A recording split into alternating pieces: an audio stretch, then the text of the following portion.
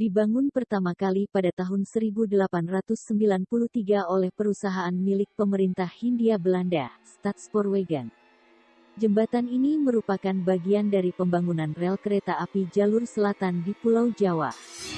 Jembatan Cirahong memiliki arsitektur yang unik, satu-satunya di Indonesia. Konstruksi besi baja disusun bertingkat dengan tusuk pelat untuk lalu lintas bawah dan tusuk kontinu untuk lalu lintas atas. Di balik kemegahan dan keunikan jembatan Cirahong, tersimpan sebuah kisah mistis di awal pembangunannya. Berdasarkan hasil investigasi retrokognisi oleh tim Kisah Tanah Jawa, diketahui bahwa awal pembangunannya untuk membangun jembatan Cirahong penunggu Sungai Citandui meminta tumbal sepasang pengantin baru.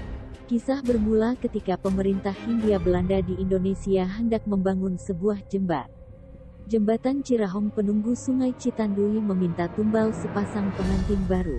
Kisah bermula ketika pemerintah Hindia Belanda di Indonesia hendak membangun sebuah jembatan kereta api sebagai sarana transportasi yang menghubungkan antara jalur timur dan selatan. Perwakilan Hindia Belanda kemudian mendatangi salah seorang sesepuh desa bernama Sukasna. Sukasna mengatakan bahwa pembangunan tersebut tidak akan berjalan lancar karena terkendala hal-hal mistis. Pemerintah Hindia Belanda tak langsung percaya dan hanya dianggap sebagai bualan belaka. Namun saat pembangunan mulai terlaksana, banyak terjadi gangguan yang tidak dapat dicerna nalar. Sungai Citandui sering tiba-tiba menjadi banjir padahal tidak ada hujan. Hal ini menyulitkan dalam proses pemasangan pondasi jembatan. Pihak Hindia Belanda kemudian kembali menghubungi Sukasna dan meminta bantuan. Sukasna mencoba berkomunikasi dengan sosok gaib penunggu Sungai Citandui. Diketahui bahwa lokasi yang akan digunakan sebagai tempat membangun jembatan kereta api dihuni oleh sepasang siluman ular bernama Nyai Odah dan Aki Bohang. Siluman tersebut mengaku terganggu karena manusia mengganggu kediamannya tanpa izin. Sukasna mencoba bermediasi. Nyai Odah dan Aki Bohang memberikan satu syarat dan berjanji akan menjaga jembatan Cirahong hingga dapat tetap berdiri sampai ratusan tahun. Syarat tersebut yaitu tumbal sepasang pengantin cantik dan tampan yang perawan dan perjaka untuk diangkat sebagai anak mereka. Syarat kemudian disampaikan kepada pihak Hindia Belanda. Sangat kebetulan saat itu tersiar kabar bahwa ada buruh pekerja jembatan Cirahong yang akan melangsungkan pernikahan. Rencana jahat kemudian diatur oleh Hindia Belanda. Para centeng dipersiapkan untuk menculik pasangan pengantin baru itu.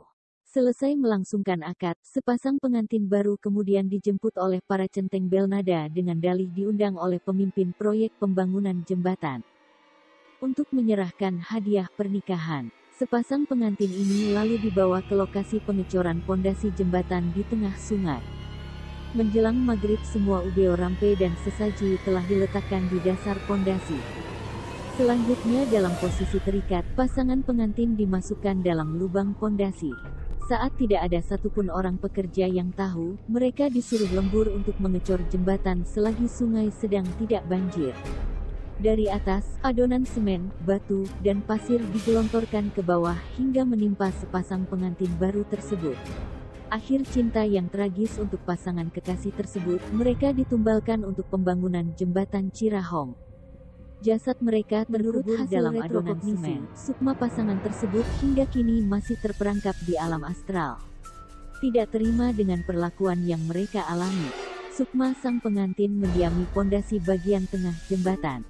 Sedangkan Nyai Odah dan Aki Bohang mendiami pondasi samping kanan dan kiri jembatan Cirahong.